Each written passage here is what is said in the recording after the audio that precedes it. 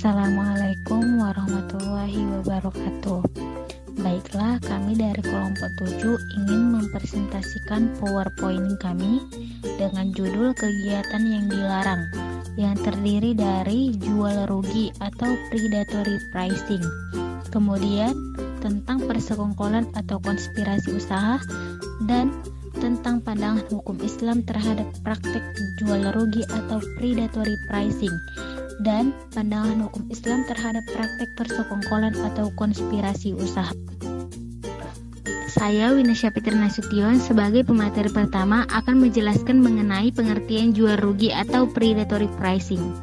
Dalam pasal 20 Undang-Undang Nomor 5 Tahun 1999 menyatakan pelaku usaha dilarang melakukan pemasokan barang dan atau jasa dengan cara melakukan jual rugi atau menetapkan harga yang sangat rendah dengan maksud untuk menyingkirkan atau mematikan usaha pesaing di pasar bersangkutan sehingga dapat mengakibatkan terjadinya praktek monopoli dan atau persaingan usaha tidak sehat. Di dalam pasal ini dapat kita pahami bahwasannya kegiatan jual rugi tersebut dapat memberikan mudarat yang sangat besar di dalam pasar.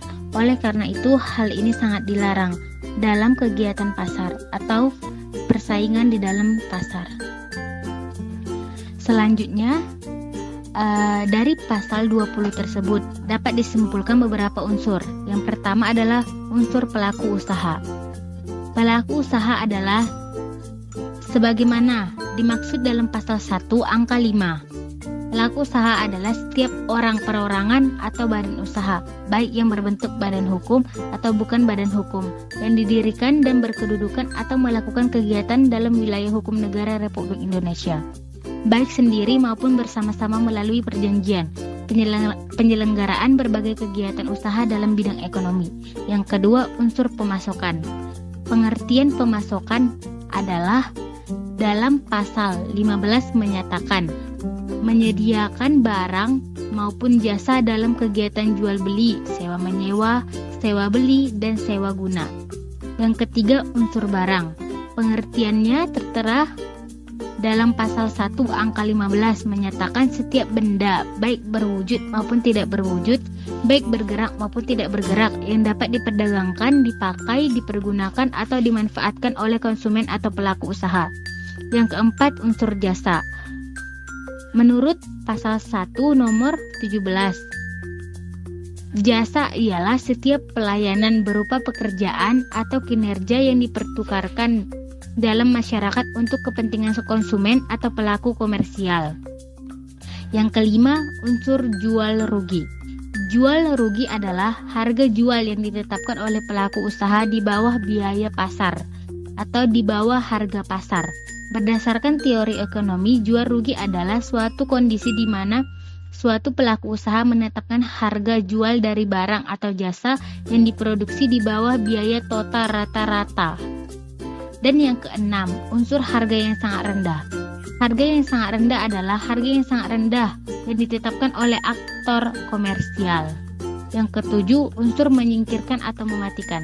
Menyingkirkan atau mematikan berarti mengeluarkan atau menyingkirkan pelaku usaha pesaing dari pasar bersangkutan atau menjadi tutup usahanya. Yang ke-8, unsur usaha pesaing. Perusahaan yang bersaing ialah pelaku usaha lain dalam pasar relevan yang sama atau relevan yang sama.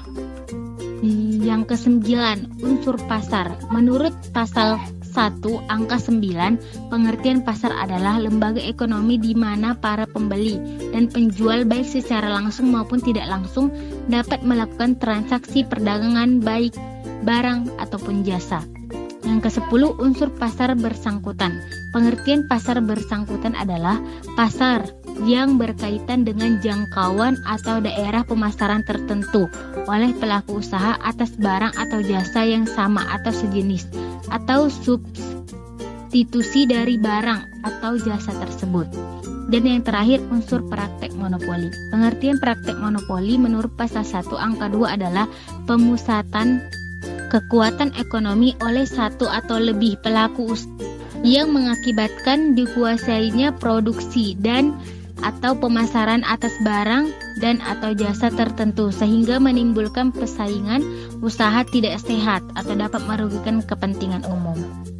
Unsur-unsur ini adalah uraian dari pasal 20 Undang-Undang Nomor 5 Tahun 1999. Selanjutnya, cara menentukan harga barang atau jasa.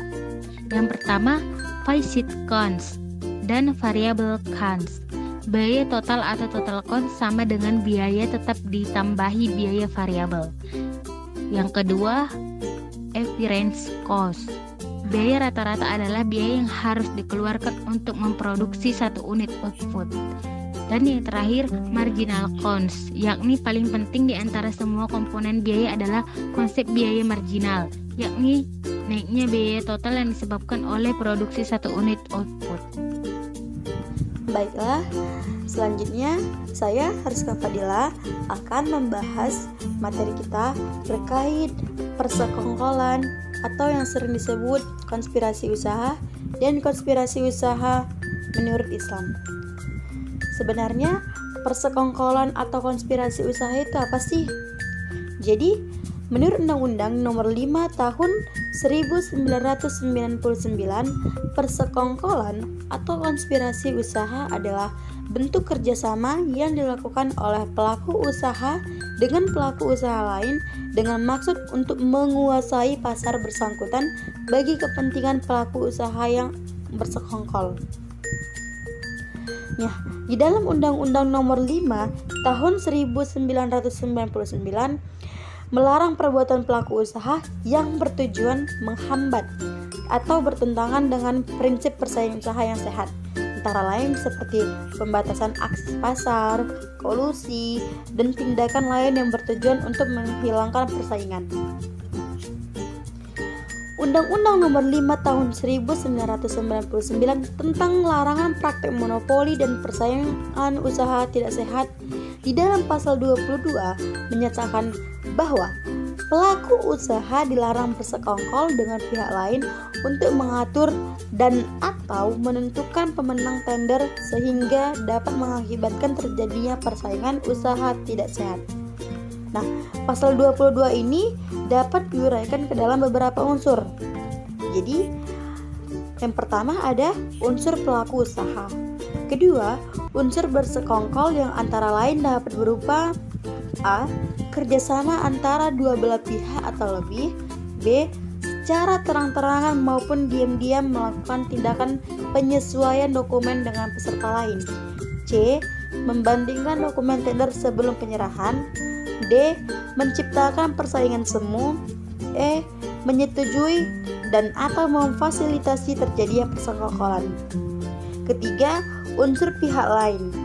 Keempat, unsur mengatur dan atau menentukan pemenang tender. Kelima, unsur persaingan usaha tidak sehat. Nah, baiklah kita akan membahas tentang bentuk persekongkolan. Bentuk persekongkolan itu dapat dibedakan pada 3 jenis, yaitu persekongkolan horizontal, vertikal, dan gabungan, yaitu antara vertikal dan horizontal. Jadi, persekongkolan horizontal adalah tindakan kerjasama yang dilakukan oleh para penawar tender, misalnya mengupayakan agar salah satu pihak ditentukan sebagai pemenang dengan cara bertukar informasi, serta menaikkan atau menurunkan harga penawaran. Nah, dalam kerjasama seperti ini, pihak yang kalah diperjanjikan akan mendapatkan subkontrak dari pihak yang menang atau dengan mendapatkan sejumlah uang sebagai kesepakatan di antara para penawar tender. B. Persekongkolan tender secara vertikal. Nah, di sini tuh artinya bahwa kerjasama tersebut dilakukan antara penawar dengan panitia pelaksana tender. Dalam hal ini, biasanya panitia memberikan berbagai kemudahan atas persyaratan-persyaratan bagi seorang penawar, sehingga dia dapat memenangkan penawaran tersebut. C. Persekongkolan horizontal dan vertikal, yakni persekongkolan antara panitia tender atau panitia lelang atau pengguna barang dan jasa atau pemilik atau pemberi pekerjaan dengan pelaku usaha atau penyedia barang dan jasa. Persekongkolan ini dapat melibatkan 2 atau 3 pihak yang terkait dalam proses tender. Misalnya, tender fiktif yang melibatkan panitia, pemberi pekerjaan, dan pelaku usaha yang melakukan penawaran secara tertutup. Namun, persekongkolan ini bisa dicegah. Nah, bagaimana sih upayanya?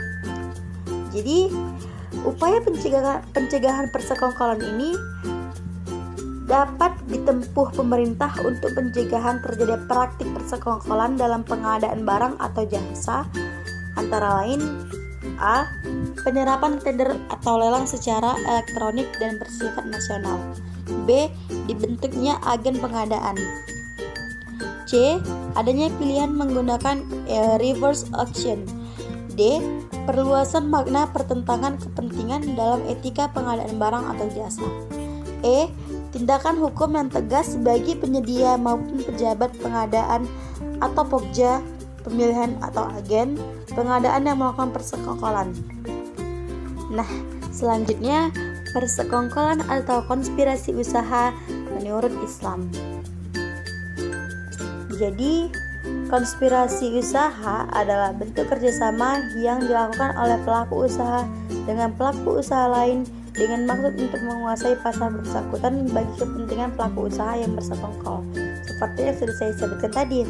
Nah, persekongkolan mirip dengan konspirasi dan kolusi, yaitu perjanjian rahasia yang dibuat 2 orang atau lebih dengan tujuan penipuan atau penggelapan. Dan hal ini sangat dilarang dalam hukum Islam karena hal tersebut dapat merugikan konsumen. Sedangkan salah satu prinsip persaingan usaha dalam Islam adalah tidak merugikan pihak manapun, sebagaimana hadis Nabi Muhammad SAW yang berbunyi la darara wala darara, yang artinya tidak boleh melakukan sesuatu yang membahayakan diri dan membahayakan orang lain. Nah, persaingan usaha yang tidak sehat ini tidak selalu dilakukan dalam rangka mencari keuntungan, tetapi kadang juga persaingan tidak sehat juga menimbulkan kerugian bagi pelaku. Nah, menurut Yusuf Qaradawi, dia memberikan patokan tentang norma-norma atau nilai-nilai syariah yang harus ditaati dalam perdagangan oleh para pedagang muslim yang melaksanakan kegiatan perdagangan, yaitu 1. Menegakkan larangan perdagangkan barang-barang yang diharamkan. 2. Bersikap benar, amanah, dan jujur. 3.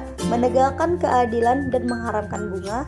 4. Menerapkan kasih sayang dan mengharapkan monopoli. 5. Menegakkan toleransi dan persaudaraan. 6. Berpegang pada prinsip bahwa perdagangan adalah bakal menuju akhirat.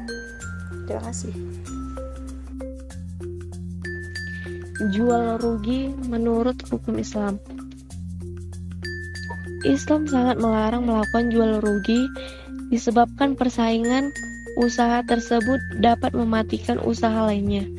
Sebagaimana dalam firman Allah yang berbunyi, A'udzubillahi minasyaitonirrajim.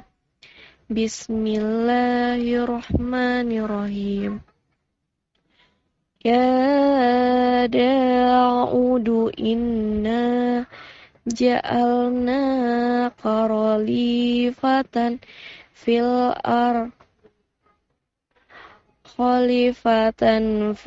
ardi fahkum bainan nasi bil haq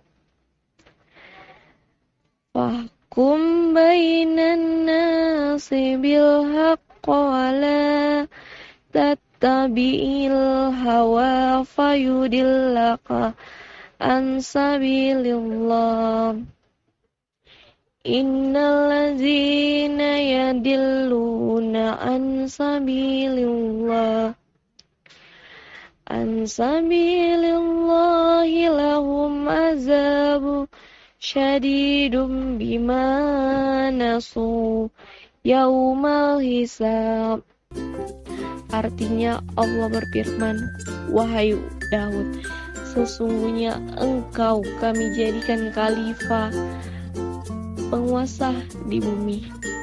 maka berilah keputusan perkara di antara manusia dengan adil, dan janganlah engkau mengikuti hawa nafsu, karena akan menyesatkan engkau dari jalan Allah. Sungguh orang-orang yang tersesat dari jalan Allah akan mendapat azab yang berat, karena mereka melupakan hari perhitungan.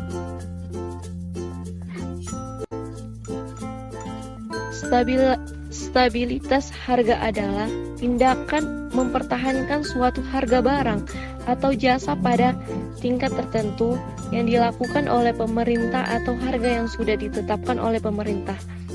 Tujuan stabilitas harga dalam hal penetapan harga dapat mencegah masuknya pesaing, mempertahankan kesetiaan para konsumen, mendukung untuk penjualan ulang. Adapun pelaku usaha non-profit atau pelaku usaha yang tidak mengambil keuntungan menetapkan harga untuk tujuan yang berbeda. Persekongkolan atau konspirasi usaha menurut hukum Islam. Persekongkolan atau konspirasi usaha adalah bentuk kerjasama yang dilakukan oleh pelaku usaha dengan pelaku usaha lain dengan maksud untuk menguasai pasar bersangkutan bagi kepentingan pelaku usaha yang bersekongkol.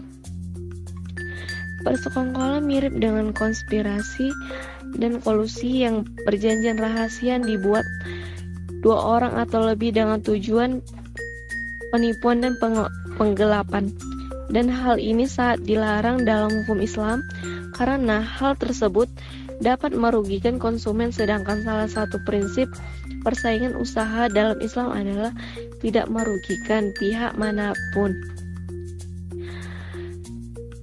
Sebagaimana hadis Nabi Muhammad berbunyi, tidak boleh melakukan sesuatu yang membahayakan diri dan membahayakan orang lain. Dan persaingan usaha yang tidak sehat tidak selalu dilakukan dalam rangka mencari keuntungan. Terkadang persaingan tidak sehat juga menimbulkan kerugian bagi pelaku.